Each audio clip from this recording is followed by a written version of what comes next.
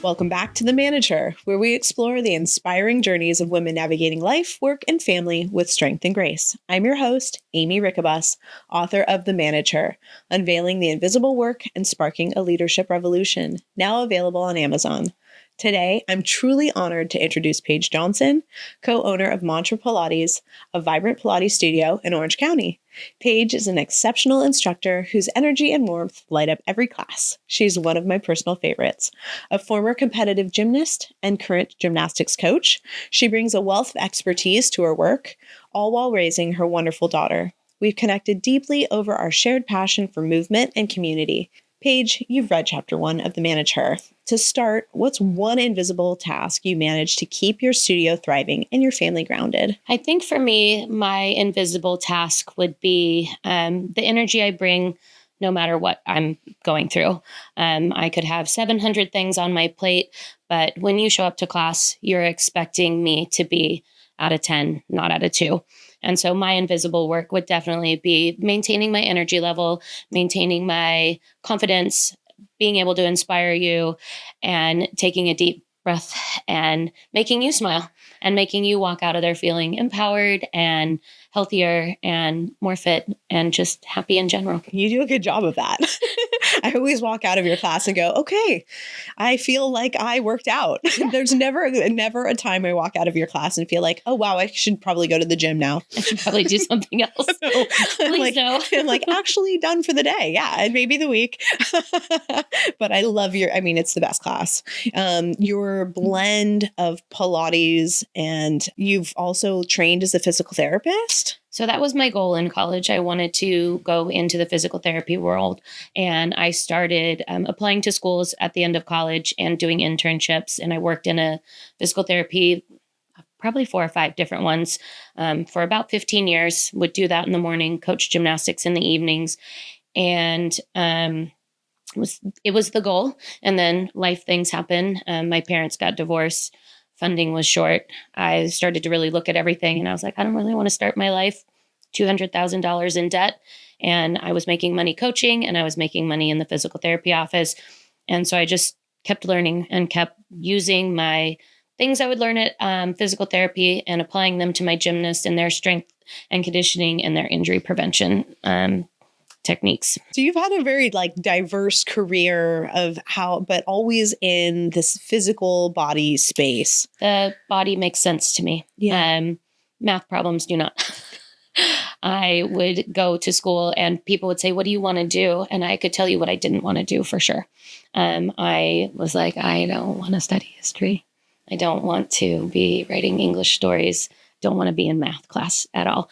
But PE class, yes, I'm in. So basically my major was, they call it kinesiology. However, I did get to play a lot of games in college. Every semester I got to pick a new sport to play, and that was really rad.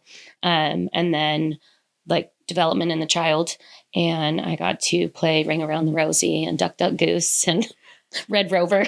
But you're learning about how a child's brain works and how movement helps. And so the human body has just always made sense to me, and muscles and the connection and the mind-body connection has always really spoken to me. And I lend that to my gymnastics career because you are constantly having to be so aware of your body, whereas most people don't have to be aware of your body in space per se, Oh yeah, because you're literally flying through space when you're a gymnast. Yeah. And I think one of the funniest sentences that comes out of my mouth that entertains me is I say, when I worked on the circus. Not many people can say that. You're like, I did. I did. That was actually something that you did. I did. I worked for the circus.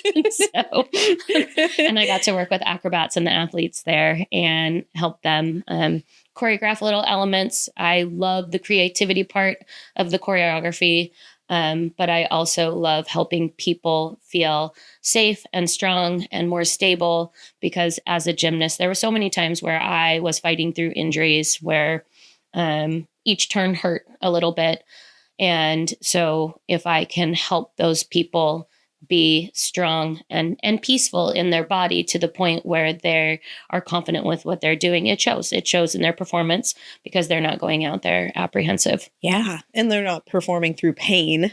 Yes. Yeah. I worked with a baseball player for a while who was in the major league, and he said he was it hurt to bat.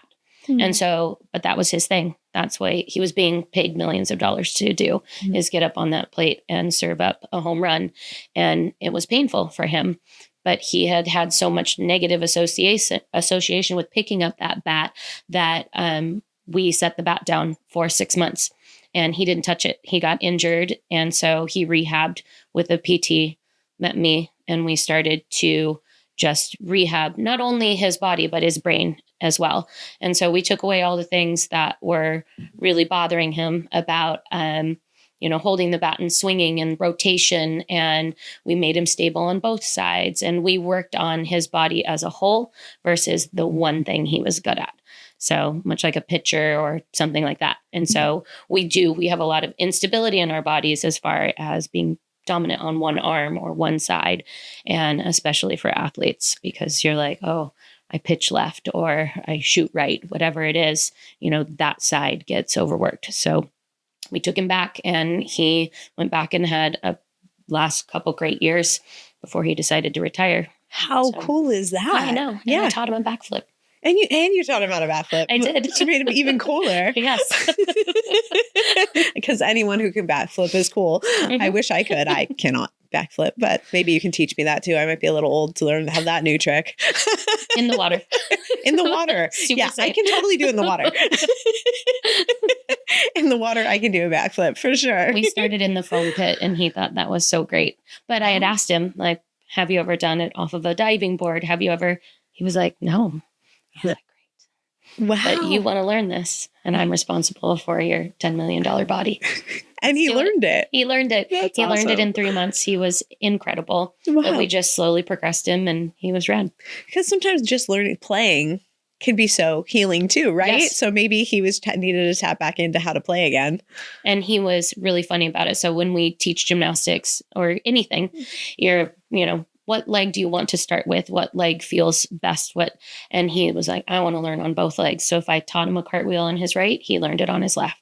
Same with like handstand kickups, round offs, whatever we did both sides to make him symmetrical instead of being off balance and one side dominant. Wow. So, yeah, because baseball is so one side dominant. It's a one side dominant sport. For sure. You definitely see a lot of repetitive movement injuries in baseball.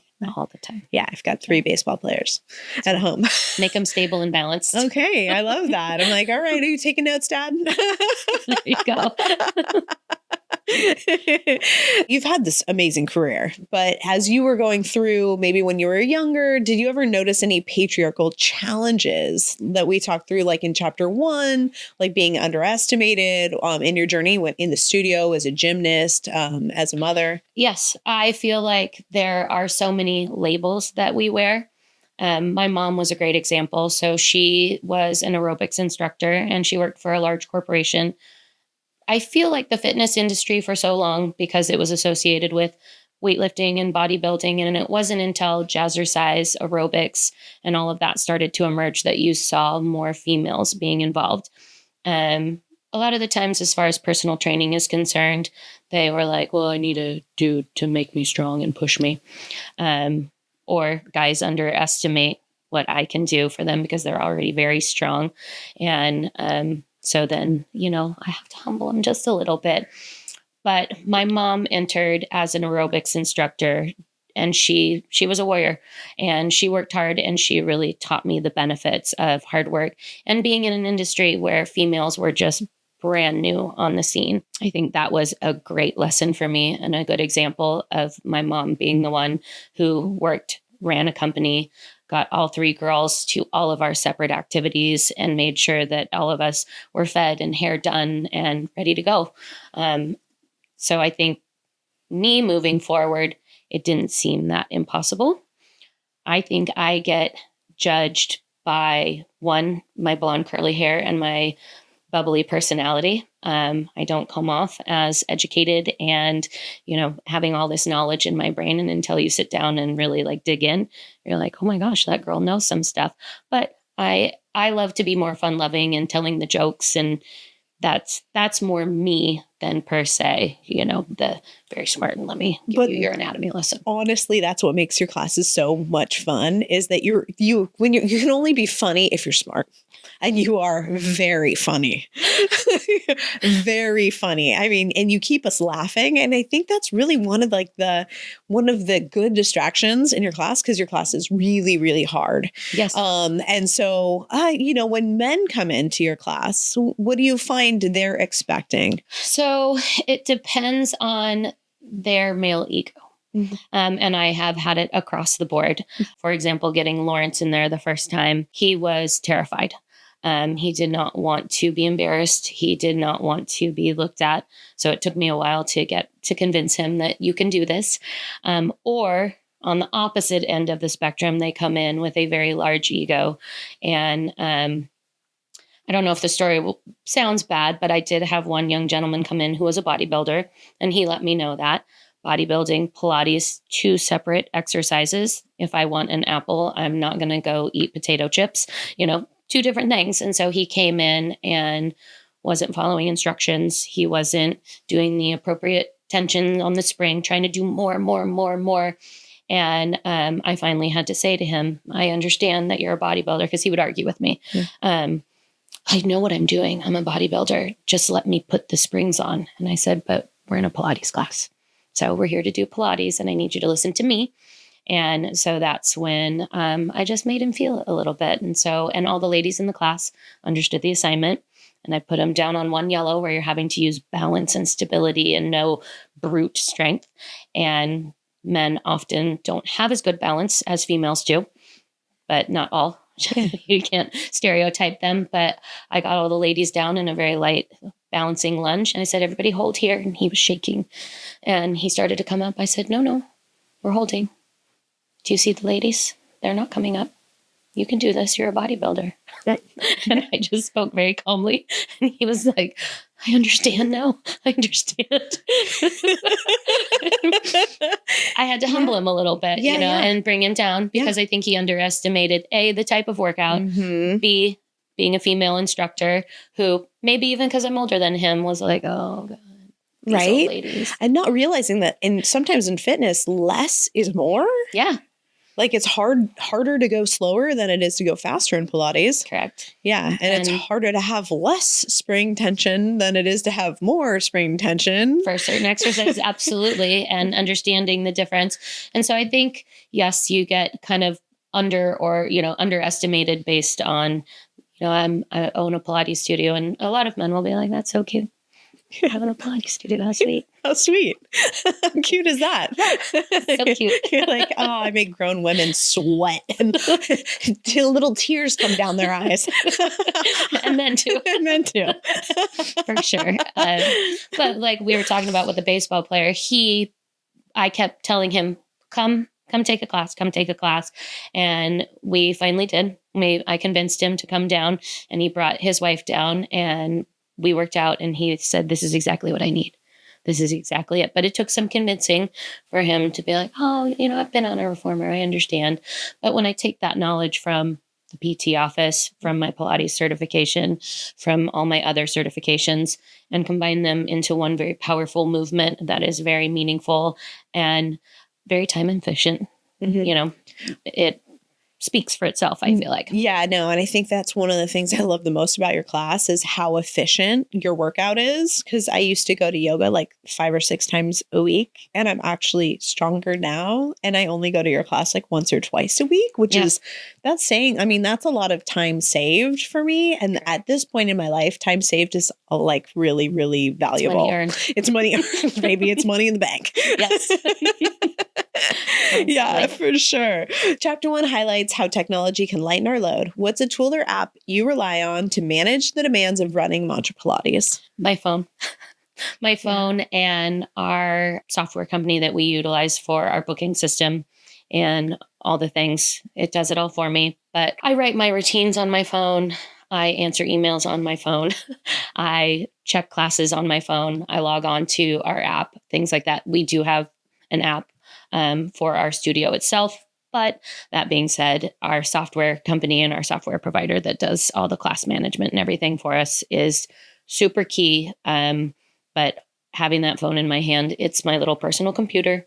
And so that has really saved me from being tied to a desk all the time, where I can still be out and about and still doing things and still getting work done without being tied to a chair. Oh, yeah. Phones are the best. They're the best. They're the best. Yeah. Or the worst. I know. But because you can work 24/7 if you want to now. And right that's terrifying from because your that's phone. me. Yeah. In my head, I'm constantly working. Yeah, totally. So there's a constant list running there. I try to shut my brain down at night, but I start thinking about the routine and what I want to give to you guys the night before. And then I wake up writing routines at 1 a.m. And I'm like, no, you don't need to write your routine right now.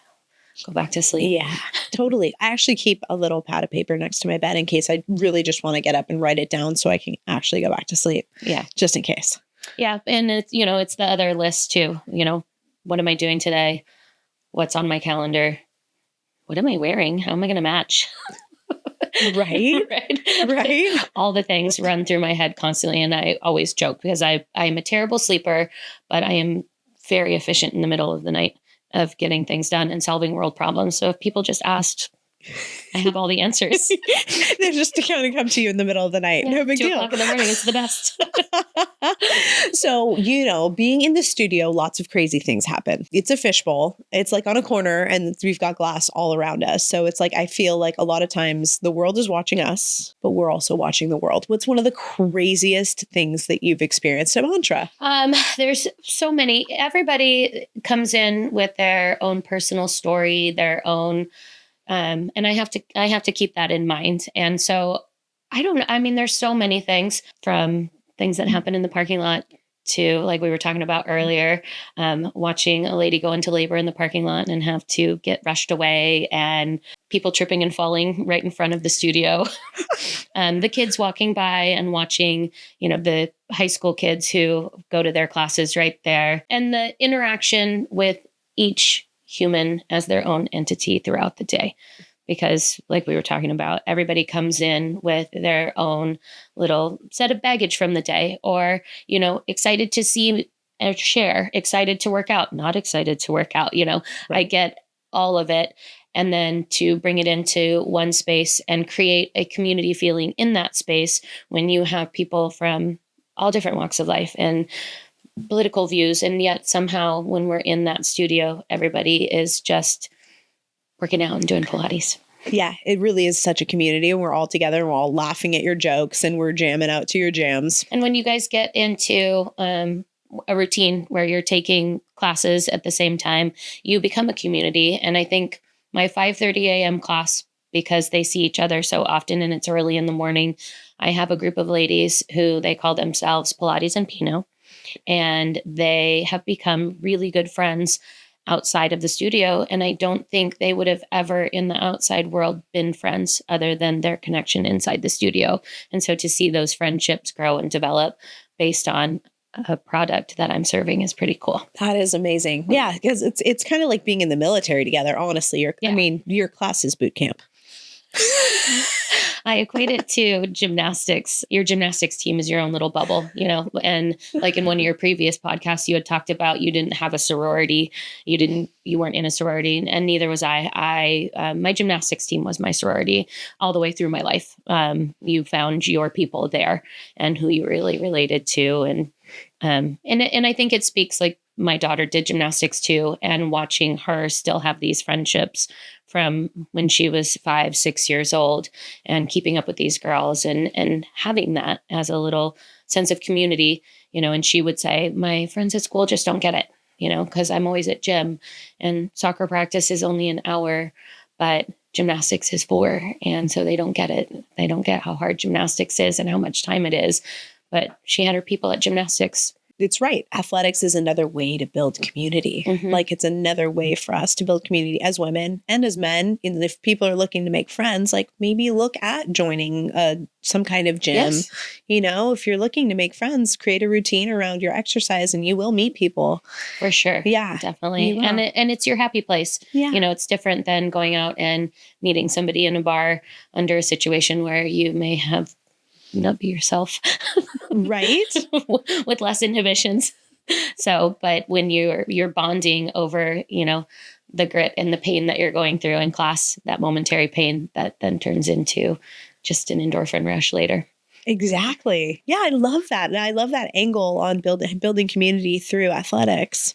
I'd never really seen it through that lens. I love that. Well, and then just like meeting you and meeting Kathy and meeting all of these people that have taken my life down different paths, where you get different opportunities because you're in this same space together.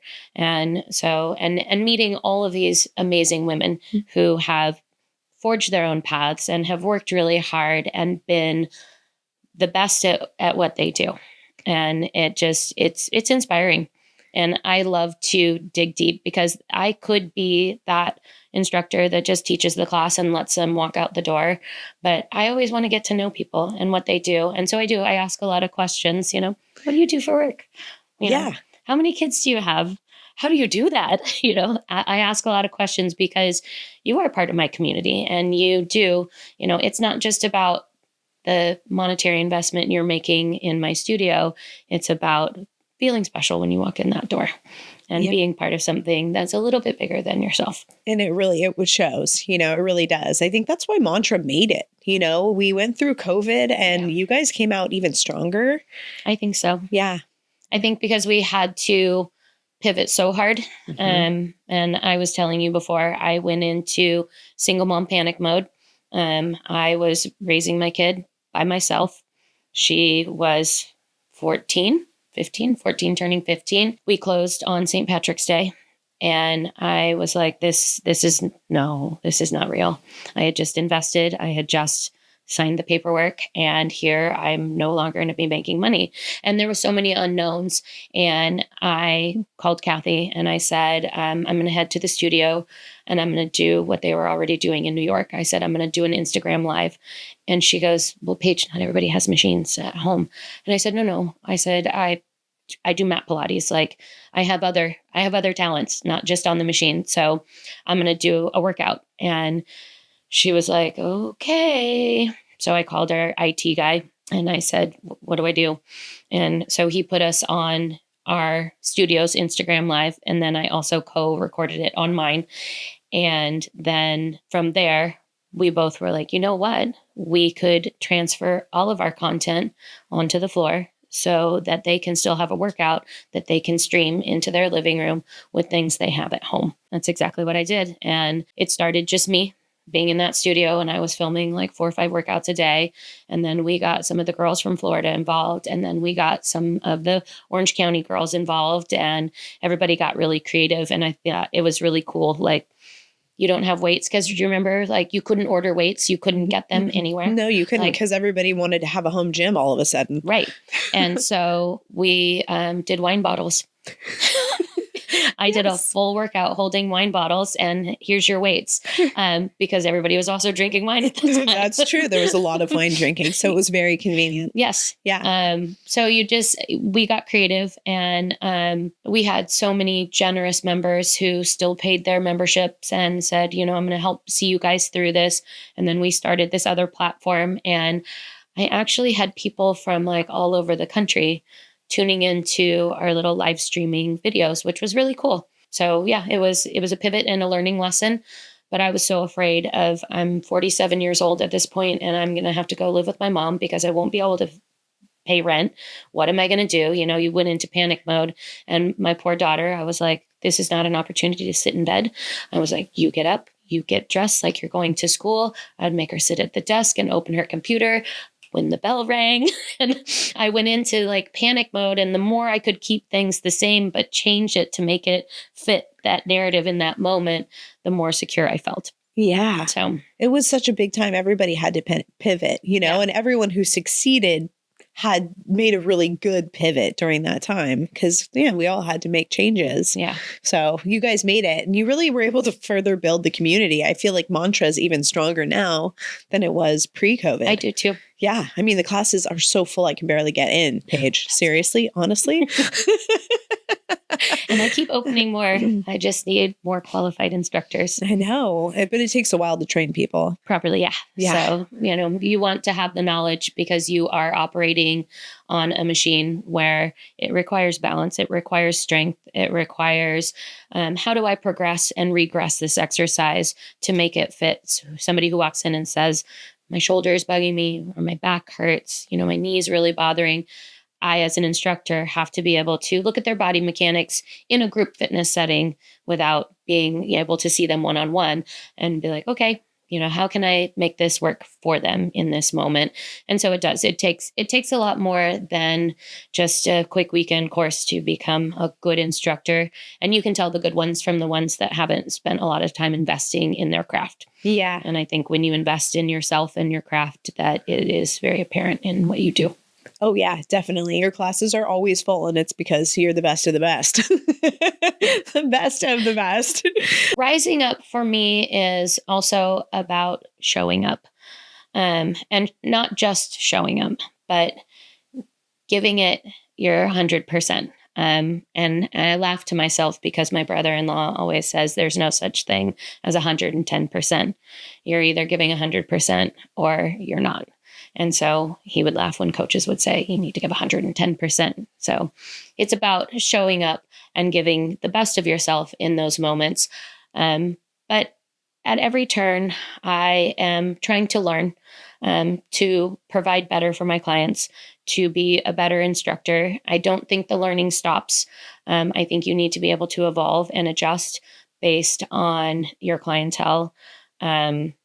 I think one of those things that we talked about, the invisible moments, is when clients walk in and I've got somebody who's got an injury and I have to tend to that, or somebody who's brand new. And then I have the person who has 3,000 classes under their belt and I have to make a class suitable for everybody in order to feel that. And so you go back to rising up is doing those invisible tasks, showing up, being on point, constantly setting goals for yourself so that where you're at is never status quo and safe. You want to continue to grow and build and just do better. And I think that's one of the key terms that can be taken incorrectly. But as a gymnastics coach, that was one of the things that I instilled in my gymnast is you can always do better. And when you say, I'm trying my best, you can still do better than your best. And so it became on both sides of the coin. It was, sometimes it was tongue in cheek where I had no words for what they just did. And I was like, you just have to do better. Or I would be like, we can do better as a group, and showing up. And the goal was always to be 1% better than the day you were before, because that's achievable. I'm not going to be 100% better than the day I was before because I still have so much learning and, growing to do. But I can do something different and be 1% better than I was the day before. Ooh, I like that. I love 1% better because everybody can do 1% better at something tomorrow. Something in a day. Yeah. I love that. And if you just change your trajectory just a tiny bit over time, you end up where you want to go. What's next for Mantra? So we are in the process of franchising. She started out in Florida. A couple of the girls who already were instructors, one of them is opening a brand new studio as our first official franchise. And she's looking to expand all over the place. So people who want to own a Mantra Fitness studio can come in and buy the franchise and the rights, and we will go in and help them train their instructors, teach them the Mantra method, and help their studio get off the ground and do great things. That is so exciting because honestly, the Mantra method is my favorite. It's such a time saver and it just makes you so strong. Yes. And it's nice to be strong. It's nice not to lose your muscle. It's nice to be able to do it in a quick amount of time every week. Yeah. So fun closer. What's something, a song, a ritual, or a habit that energizes you when you're teaching or navigating a busy day? Honestly, music. Music really drives my life. It's on all the time. I love to dance. I love to be constantly moving. And so when I'm feeling a little bit underwhelmed and that I do I have the energy to do one more? Of course I do. And so I put on a super loud, upbeat song, and I put on a whole dance show in my car. And so if you drive up next to me at a stoplight, you might see some jamming moves. But I'm just hyping myself up. So, and it can be anything. It can be 70s disco music. It can be 90s gangster rap. You just never know. Could be heavy metal, but that just gets me going for the day. And dance parties, I would say. Yeah. My daughter and I do a lot of dance parties. So I love that. I love that. If your life was a Pilates move, which move would it be? Super lunge. It's one of those moves that is so uncertain and so crazy, and so many things can go wrong, but you feel so strong when you're doing it. And when you master it, you're like, I'm kind of a badass. I've got this. And that being said, all my clients hate super lunge. But I think it is a metaphor for my life, because as crazy as my life has been, and uncertain and imbalanced at times, I am able to power through and get stronger. And so that would be it. I love that. I love that so much. Super lunge.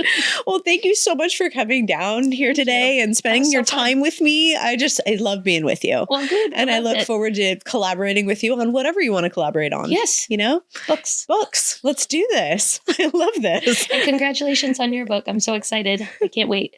Thank you so much.